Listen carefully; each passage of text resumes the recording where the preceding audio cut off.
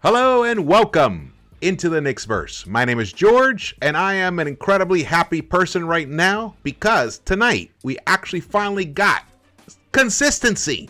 That's right. One of our players actually duplicated an effort against that same opponent tonight. RJ Barrett scored 32 points in San Antonio, and tonight he scored 31. That's all we ask for. I mean, yes, of course, it'd be awesome if you average 30 points a night, but we're just talking about consistency. Consistency. How else can you build the team out if everybody on the team one night gives you 40 and then 0 the night before? 48. You know, I mean, and RJ's been a victim of it as well. I mean, tonight, Randle gave us 2 points, but I will say, he did some good things, but I'm going to get into it because there's things going on with this team.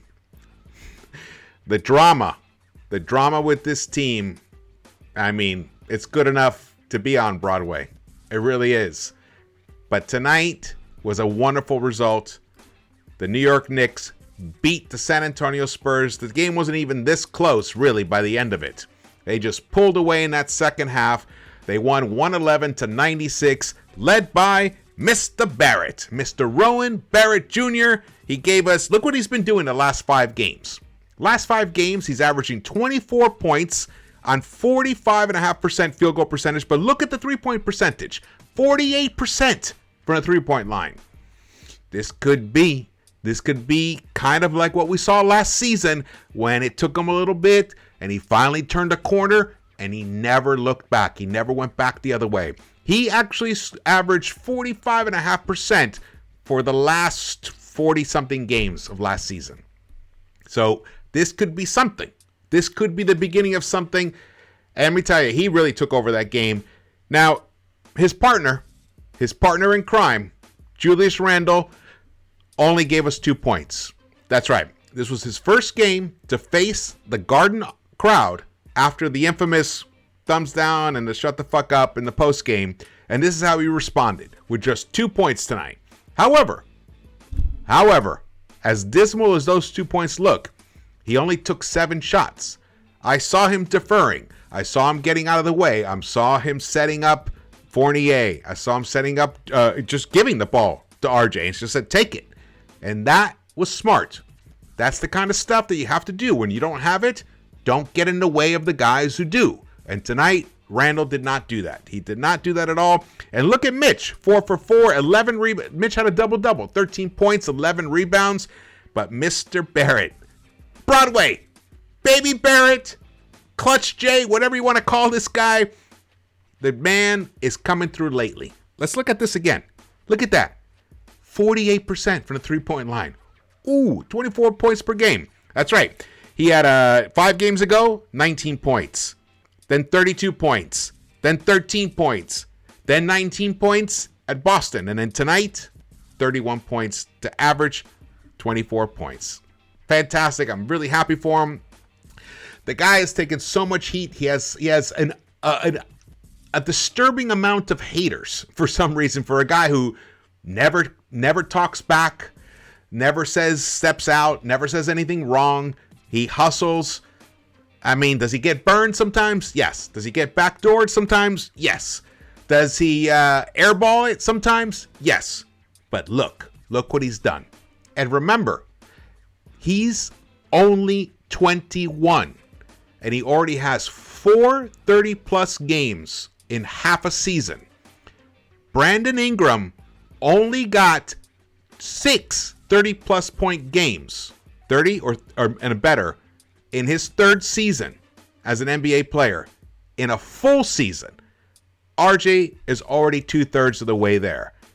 Just to give you guys a little something to think about. Just a little something. I think we got something in this guy. It's frustrating, though, because he'll go cold. Let's hope that is past us. Let's hope that his struggles in the beginning of the season, let's attribute it to whatever. Poor health, the sickness, COVID, whatever other issues were going on in his life, whatever it is. But now it looks like he's focused and he's taking it to the opponent, and he's delivering on the hardwood floor now, kind of consistently. But even so, I just rattled off the numbers. 19 points one night, 32, 13, 19, 31. Kind of all over the place, but at least his peaks are nice. You know, and his middle efforts, 19 points. I mean, we would take 19 points a game for the whole season from him. It'd be an upgrade over last season. We would totally take that. Absolutely. Absolutely. I'm ecstatic about the performance of the team tonight. And Immanuel Quickley, look at him. He ended up with 12 points, shot 5 of 12 overall, 2 of 5 from the three-point line, 6 assists, 4 rebounds. But he did a nice job of setting up his teammates. He found Mitch for a beautiful roll, a little pick and roll to the basket. Oh man, it was a sweet play. And for the last 4 games, Quickley is averaging 13.5 points per game on 44.4% three-point shooting. That's pretty nice. He's only averaging for the season in the high 30s. So, no, actually 30 in the mid-30s, 35.5% or something. So this is a big step up. So the past 4 games, maybe his three-point shot is starting to come around. His field goal percentage overall is 46.3% for the last 4 games. So IQ's coming on. RJ's coming on. Evan Fournier, look at him. He didn't play that second game in Boston of the home and home game where he had the 41 and he couldn't play on Saturday. But look at tonight, 18 points, 4 of 7 from the three-point line, 5 rebounds, 2 assists. Maybe Fournier's starting to come on. Look at Mitch, 13 points. This is what we're talking about here. We need the guys who are the glue, who are the key players on this team to deliver night in, night out. Now, tonight wasn't Julius's night, but to give him proper credit, look at his plus minus. A plus 16, 12 rebounds. Now, he did have 3 turnovers, and some of them were maddening, like completely unnecessary turnovers, like off your foot and a bad pass, just junk like that. But he kept it to 3 only. And the key is only took 7 shots. So he didn't have it tonight. And actually, I think he hit his very first bucket that he attempted in the first quarter and then couldn't hit a bucket since then. But he made the smart decision to not get in the way of the guys who were cooking tonight. I mean, why are you going to go into the kitchen when you got a guy who's cooking up a tremendous meal and you're going to what are you going to make? What are you going to make? No, get out of the kitchen. Let these guys cook. And that's what Julius Randle did tonight. So, salute to that. But I do have a few things to say about Julius Randle that I'll get to later in this video. That's right. Let's go to the highlights. These highlights are just RJ highlights. That's all they are. Courtesy of ESPN. Thank you for posting this. And NBA, of course.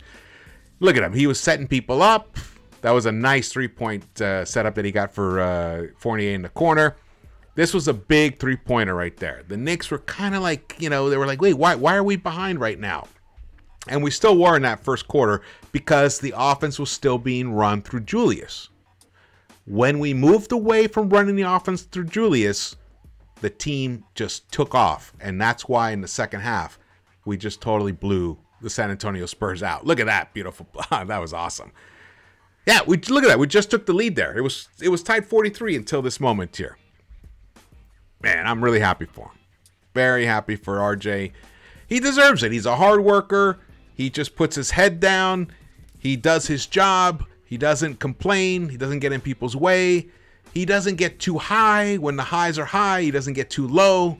That's the mark of a winner. Now, whether his skills and accomplishment on the court can reach that mentality, we will see. He's showing it, though. He's showing it. He's beginning to show it. Let's see this play here. Oh, yeah. Oh, look at that. Look at that mid-range. Gorgeous. Here we go. Another one. Look, the game was still close here. But then we just started feeding RJ. Just said, you know what? Just take over, RJ. Just take over. And then the gap started widening. Here we go. There's another play right here. Let's watch this one here. Oh, yeah, nice. Look at that. Look at that. He's setting his teammates up. Life becomes joyous. Life becomes something that you want to participate in. I'm talking about the game itself, life on the court I'm talking about. When the ball is being shared and the ball is being handled efficiently. That was a really nice play, by the way. Here comes another one. Here's where he was really starting to feel. Look, 6-point lead. Look at that. Yes. Woo! Beautiful. Beautiful. That's pretty much it. The game was over. Once he hit that bucket and he got fouled, and I believe he completed the end one. I'm not sure 100% though, but I think he did. That was pretty much it. Now here we go. Let's see. We're going to finish these highlights up. Here we go. Here we go. Yes, yes. Oh, look at that. Look at Quentin. On the break there, he just sunk it. Beautiful. Oh, what was that? What was that? He just blocked him. Poidle. Here we go. Here's another play. Look at this. Look at this. Look at this. The ball went all the way around the horn, and he sinks the three-point bucket. Wow. This is the kind of stuff that I'm sure every single Knicks fan was imagining RJ would be doing when he was selected number 3 in that draft. Now, he's not at the level of Ja, that's for sure. And then, whenever Zion, stops eating donuts or whatever he's eating and gets healthy and gets on the court, he's just a transcendent talent. But RJ is a special talent in and of himself, and we need to finally acknowledge it. Look at him. He's fine. Look at that. That's a nice little sweet move there. Now, the Spurs aren't they're not a good defensive team. So, we have to also bear that in mind. When RJ starts doing this against the better echelon teams, then we can really start losing our minds and celebrating like the way I'm doing right now. Yeah. All right. Now we're just repeating. Let's go back to these stats. All right. Here we go. So let's see. Get to the next thing here. Everybody got in this game because it was a blowout. Even Sims got in it, who got a nice block at one time. Obi Toppin ended up playing 14 minutes, though. But a lot of that, I don't remember, but a good chunk of that was in garbage time. But he had some nice moves. Finished with 6 points, 3 of 4. Even Knox got in this game. Taj. Deuce. Man, I'd like to see Deuce get some more burn. I really do. This Burks as the point guard experiment should have ended already a while ago. It's not, but Burks had a really good night tonight, actually. 5 of 10, 3 of 6 from the three-point line. Only 2 assists, but 4 rebounds, ended up with 16 points. He actually played a very good game as well. He really did. And then let's go to here we go. The Spurs. Man, DeJounte Murray, 11 of 19, 24 points, 5 assists, but only 1 of 5 from the three-point line. That's one thing that I don't believe that you can actually win a chip with a guy who cannot hit the three-point shot as your lead guard. But you know what? He's still, I think he's 24. Maybe he can get it up to a competent level where it's at like 36, 37%. Then maybe you start talking about it. But his mid-range game is outstanding. And I love his game other than the three-point shot. Now, the Spurs were shorthanded. They didn't have Derek White. They didn't have Keldon Johnson. So they were depleted. So we should have won this game going away, and we did. Look at them. They only shot 27.6% from the three-point line, only 41% overall, and they took 95 shots. The Knicks only took 82 shots overall, almost hit 49% of their field goals, 40% from the three-point line, 13 of 32. And, the free throws again, I don't know why. We're still struggling with free throws. 75% of them we hit, but we got to the line 24 times. That was huge. We out-rebounded a team that out-rebounds basically everybody. So that's a great sign. And we out-assisted a team that out-assists everybody. 23 assists for us. They only had 19. So you can see the good things that happened tonight. We did have 15 turnovers, but we minimized the points off the turnovers. We were actually ended up a net ahead by, I believe, +2 right there with the So that's nice. That's nice. Points in the paint, we were down a little bit, but that's because, the Spurs just couldn't hit a three-point shot at all. Look at them. They only shot 27.6%. The largest lead at one point was 25 for the Knicks, and we were down at one point by 8. Great effort tonight for the Knicks. I really loved that second half. Gotta say, I am proud of the way the Knicks played. Now, I'm going to talk about Julius Randle a little bit here. Julius Randle, I commended you already on your decision to not force it tonight and not keep jacking up shots. And you actually gave up the ball often early in the possession, but we're talking about as you realized that the game wasn't your night, so you let it happen in the second half. But Coach Thibs, I saw him tonight basically almost bust an artery when a 24-second clock violation happened.